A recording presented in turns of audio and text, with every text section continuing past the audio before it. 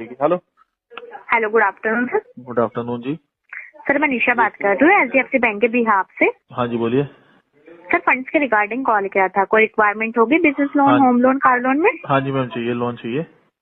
हाँ जी सर, कौन से लोन में रिक्वायरमेंट है आपकी? मैम ट्रेन खरीदनी थी। हाँ जी, ट्रेन खरीदनी थी मैम। ट्रेन खरीदनी थी। हाँ जी। सर कितना अमाउंट देख रहे हैं आप? 300 करोड़ रुपए मैम। 300 करोड़। हाँ जी। सर रनिंग में कोई लोन चल रहा है जिसकी EMI पे कर रहे हो आप? हाँ जी मैम। सर कौन सा लोन चल रहा है? साइकिल का मैम। कौन सा सर? हीरो की साइकिल ली है मैम।